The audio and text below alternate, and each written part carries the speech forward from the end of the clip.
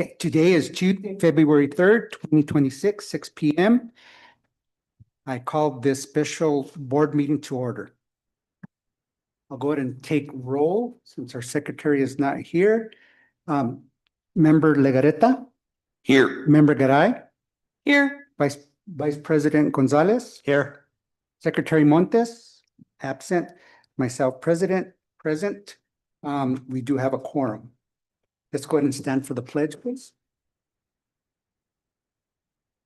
I pledge allegiance To the flag of the United States of America and to the republic for which it stands, one nation, under God, indivisible, liberty and justice for all. I salute the flag of the State of New Mexico, the sea and symbol of perfect friendship among the United States. Okay, special meeting, item number 1, acceptance of resignation letter from Superintendent Chavez. This is a non-action item, but before we do move on, are there any comments, discussions? If not, we'll go ahead and go to item number 2. Item number 2, consider approval of short-term contract for incoming Superintendent Fred Montalvo. And board members, you do also have the short-term contract in your folder, your gray folder. I'm sorry, I did send it today. I got it early this morning back from, but if you haven't had a chance to look at it, there, just joined us, and if you do have any questions, please, she's via Zoom with us in case we have any questions about so we'll start with item number 2, the short-term contract. As you are aware of, Superintendent Chavez's last day will be Friday, February 27th. So the short-term contract, and I gave the wrong information to Ms. Castillo. It's March 1st to the Sunday. Well, I'll change that and put the 2nd, which is a Monday, which start on March 2nd, 2026. And it would run through June 30th, 2026. And it would be at the 150 prorated, 150,000 prorated. I have questions. Yes, ma'am. Who negotiated the contract for the short term? Because I was never notified that we were even negotiating. And then can we hire him for a position that has not been posted? Because he's not even been hired as a superintendent yet. Okay, and that's why I have Miss Laura Castile, if you can help me with that. And I did take the liberty of contacting Miss Castile with the understanding that Mr. Chavez's last day would be February 27th. And we did need a superintendent or somebody to run the district. So I wasn't sure how to do that. So I did contact Miss Castile, and I let her know that a short-term contract would be viable, and of course, be the board that would have to approve it. It's just not me, but that was what I did, contact her. So Ms. Castile, if you can kind of help us with that. Yeah, can you hear me okay? Yes. Yes. Okay, and that's why I thought it was important for you all to have this meeting tonight. So neither of these contracts are final. This is for your consideration and in discussion. And so that's, all of this is open to discussion by the board tonight. And that's why I wanted to be on here too, so I could hear your conversation. And if we need to make edits, we can do so. Mr. Richard asked me to talk to Fred and sort of send him the standard contract. And that was the contract that Richard provided to me. I did include the information, at least for the 2-year contract. I included the information that was sort of relevant to this current position, which was, I understood that you were offering a 2-year contract. I understood that there had been some discussion about allowing Mr. Montalvo to continue with his adjunct teaching position at NMSU and the $150,000 salary. So the short-term contract is really just identical to the 2-year contract. I put in everything, just change the dates and everything would be prorated. But again, that's why this meeting is important for the board to take all that under consideration. If you look at the language, you don't like the language, or you don't, agree to it, then, let's fix it.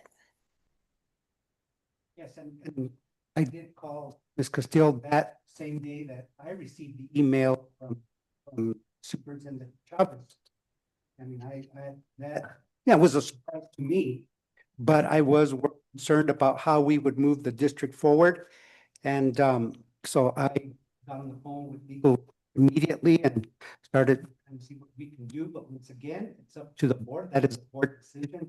But as the board president, I took it upon myself to get things in motion to make sure that, especially with budget and a lot of applications are coming up also. I believe the Title I application, bilingual application, and those are all coming due if I'm not mistaken. The unified application is gonna open up in So, March.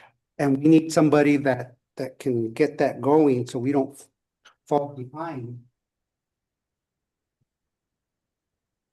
Well, and that's part of the reason we needed to have a meeting because the board, my understanding is that the board offered the 2-year contract starting July 1, but this short-term contract that has not been discussed by the board and it has not been offered officially to Dr. Montalvo. So that's something the board needs to make a decision on tonight, or not tonight, but have a discussion about, and then make a decision sometime in the near future about what's going to happen at the end of February.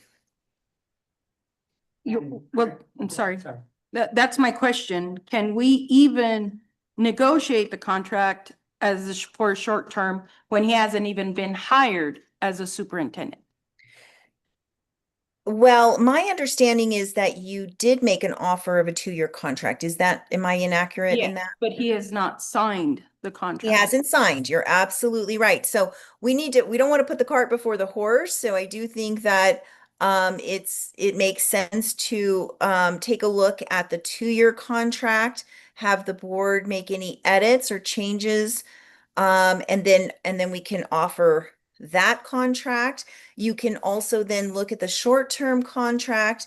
If the board is in agreement to move forward with the short-term contract as well, then you can delegate, 1 or 2 board members to engage in, making sure Dr. Montalvo gets those contracts and that he's happy with the language, or if there's any back and forth on the language that still needs to happen, then those board members can handle that without coming back to another meeting.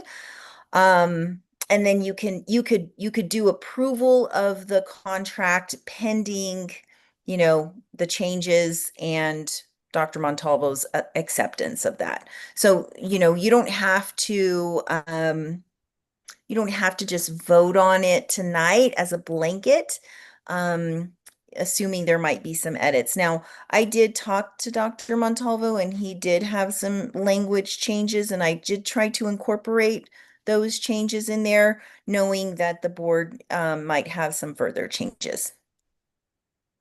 And also, we were gonna put a 2-year contract for next week, regular board meeting. So that kind of came up with my deal. And she was saying, well, since you're gonna go ahead and hold a special meeting to see about first of all, the acceptance of Superintendent Chavez's resignation and how we're gonna fill that void, we can come up with a short-term contract. And so we were discussing that, and he said it'd probably be wise also just to go in and put the 2 years so you guys can look at it and get that squared away. Now, we do need to also realize that if we don't approve the short-term contract, Dr. Montalvo is employed with LCPS And he also has to give 30 days before he can be released. He must give 30 days, just like Mr. Chavez gave us just 30 days. So that's why I'm moving quickly to make sure that we have somebody on place. Because Superintendent Chavez leaves on Friday, that we have somebody come on Monday to take the reins and get going. I think it's a sensible thing to do to have it in place myself. Now, the language, correct me if I'm wrong, I know Mrs. Ramirez is up there, this is exactly the same contract Yeah, that we have used in the last 15, 16 years, correct? If I'm not mistaken? Okay, and let me do though, can I point out some things to the board, so that you know the additions that were made, at the request of Dr. Montalvo. Hang on, let me pull up, I got the short-term contract. So let me pull up the other contract real quickly. I'll point out to the board those changes, that way you know, and you can take a look at those in particular. But yes, I just worked off the contract that Richard sent me, and I think that was sort of the standard contract you've been using.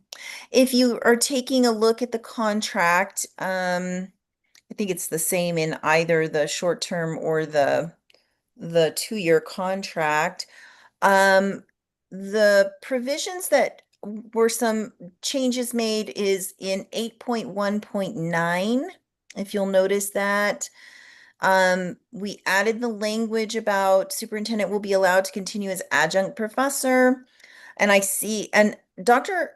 Montalvo had actually asked me to change this, and I think I forgot to change the language in this.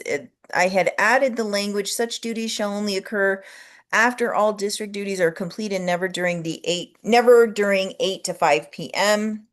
And he wanted to change that to just never during normal working hours.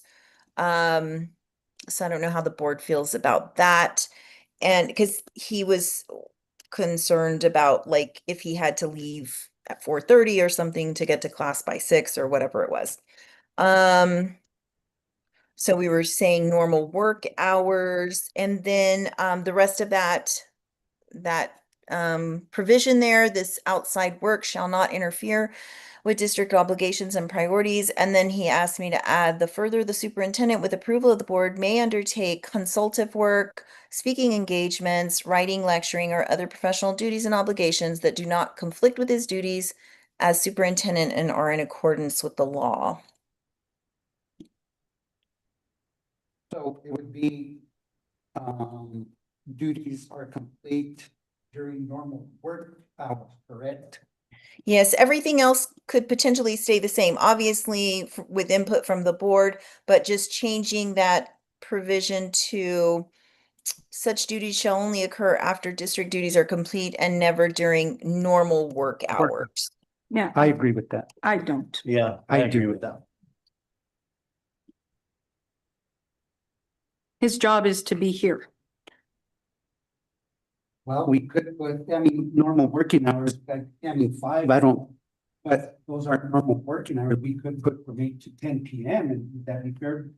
Normal work hours, Yeah, and I'm not even sure, like, work hours, I don't think I ever got work hours from Superintendent Chavez. I don't know exactly if he gets here at 7:30 to 4, or 7 to 4, or 8:30, you know what I mean? That was as long as they put in their hours, how many hours a day are our employees working in our district? Well, 7, even superintendent, 7.5? Okay. So Well, I was mean, okay. he's an exempt employee, so he's Oh. required to work until the job is done, essentially is how it works. I would be fine with normal work hours. I think that's acceptable. It's reasonable. And then let me point out while you're considering that, and again, this is all points of discussion. And if you would look at 8.1.10, and Richard, I don't remember, I think this provision was already in the contract, right? I believe so. Yeah, I think that was already in there. I changed the language a tiny bit, but it was in there already. But if he's gonna start in March, wouldn't it start 2 years from March? Potentially, and if the 1 year board, from March, he would have to be here, March of 27. yeah, and the reason that I did not want to start, and of course, again, this is open to the board's, discretion, but I thought it was cleaner to do a short-term contract and then do the 2-year contract as you had already offered a 2-year contract. My understanding, we offered already a 2-year contract beginning July 1. So the short-term contract would just make it cleaner as opposed to beginning the 2-year contract, March 1. But you're Yeah, that- right No, about but that that makes sense. provision. I think we should this is just a short term and his regular contract would start on July. I agree, One. just to get us through the school year, so we're Yes. still intact. So we could take out that provision about, living in the district within 1 year out of like the prorated contract and just have it in the 2-year contract so that that provision begins, it would essentially mean he would need to be residing within the district July 1 of 2027. Okay. But I mean, I'm just throwing that out there for consideration. How do you, Joaquin? How do you? I agree with that. I mean, we're doing a short term, so when we originally talked about it, he was, You understand? he July understood, July. 2027, yes. Well, I'm fine with it. I'm fine with Eh, it. Then let me go ahead and while you're considering that, go down to 8.1.11. This was language that Dr. Montalvo asked to be added prior to August 1. I put in August 1. And again, I was just trying to think of what a reasonable date was, and then with him starting, and that might not be reasonable. So we need to think of that. Of the succeeding school year, the parties will meet to establish goals and objectives for the superintendent for the next succeeding school year. These goals and objectives shall be among the criteria by which superintendent is evaluated annually. The board shall devote at least one meeting annually to a discussion of the working relationship between the superintendent and the board. The discussion shall include an evaluation of the superintendent's performance as measured by the evaluative criteria and goals and objectives established by the board and superintendent. And then any of the timelines and deadlines pertaining to the evaluation of the superintendent performance may be adjusted at the request of either party and with mutual agreement of the board and superintendent. And of course, you have board policy that also, and I did point that out also to Dr. Montalvo that there is board policy regarding evaluation timeframes of the superintendent.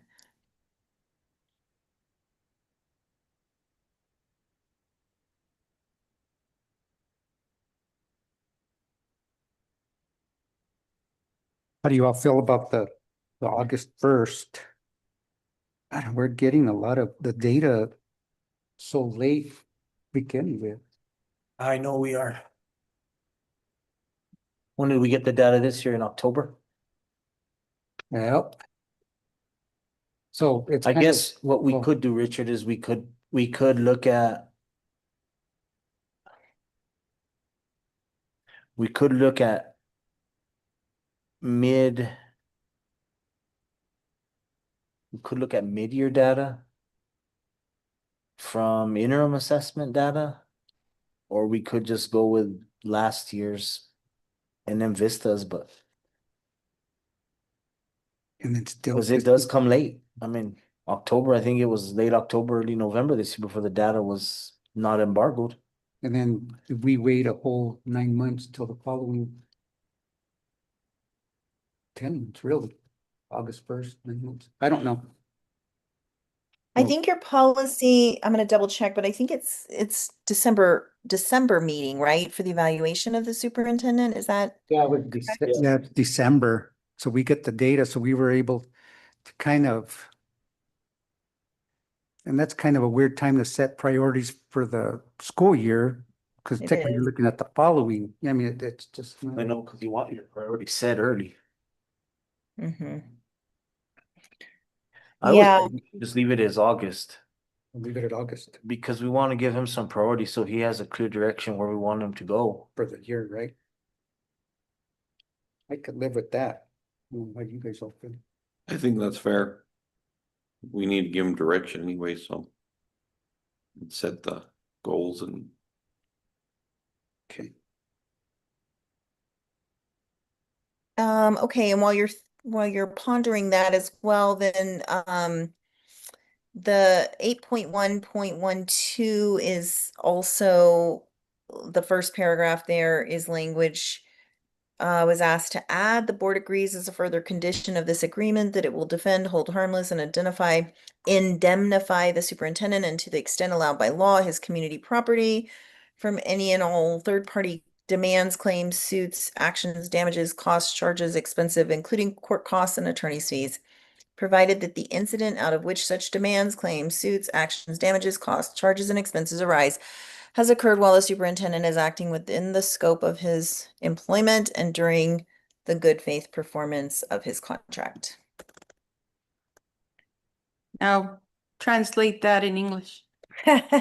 Well, what I told Dr. Montalvo was, I mean, that's basically the law already, that, I mean, as long as he's acting within the scope of his duties as an employee of the school district, he's going to be, any legal, like if he were to be, named as a defendant or sued or whatever, he would be represented by through the district's insurance and all of those, any costs arising out of that would be, handled through the district's insurance.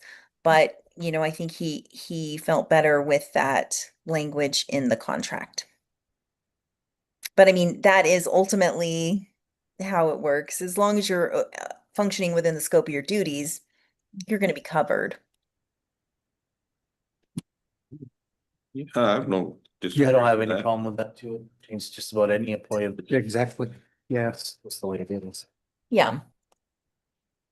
And the board. I'm okay with it, the way it is. Just, I think you just change like an 8.19, change it to normal working hours, and I'd be good with that. During normal work hours or working hours, and then remove 0.10.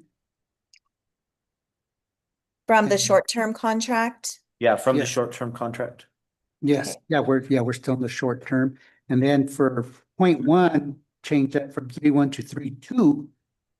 We want to pay them for a Sunday. And I think those are the three. Do we have to vote on that? Do we have to? Well, it's written and we have that recorded, so I think as long as it stays like that, we can vote on those, we can vote as for the short-term contract, correct, Ms. Castillo? Yeah, you can. And I think you can take that vote and then we can, if the board agrees, we can present that to Dr. Montalvo for signature.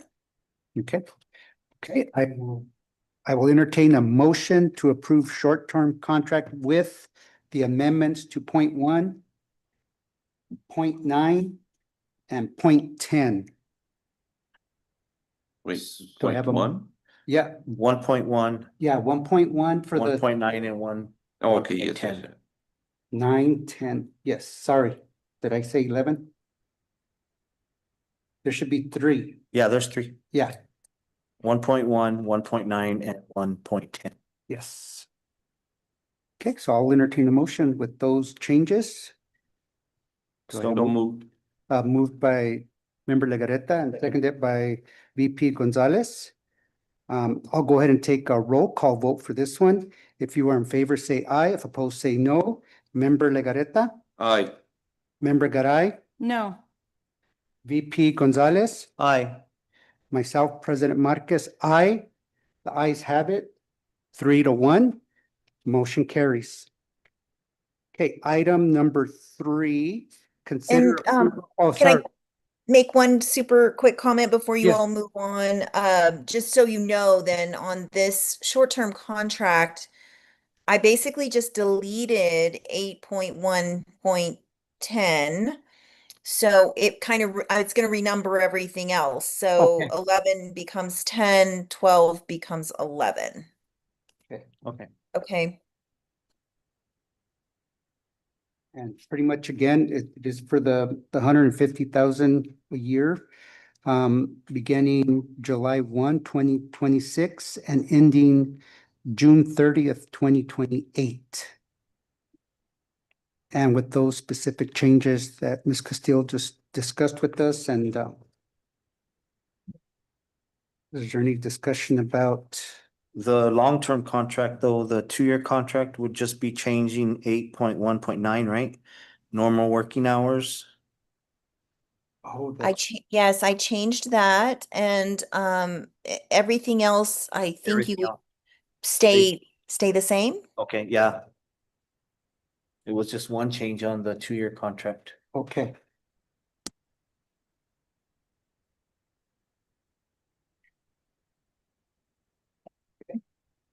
Any comment, questions? It looks good to me. Okay. I'll go ahead and ask for a motion to consider approval of 2-year contract for incoming Superintendent Fred Montano. So moved. Second. Moved by VP Gonzalez, seconded by Member Legarreta. I'll go ahead and once again take a roll call vote for this one. If you are in favor, say aye. If opposed, say no. Member Legarreta, Aye. Member Garay, No, VP Gonzalez, Aye. myself, President Marquez, aye. The ayes have it, motion carries 3-1. Item number 4, adjournment. I will give a motion to adjourn special board meeting. So moved. Second. Moved by VP Gonzalez, seconded by Member Legarreta. I'll go ahead and take a voice vote. All in favor, say aye. Aye. Aye. All opposed? Nope. The ayes have it. Meeting is adjourned. Thank you, Ms. Castillo. Appreciate it.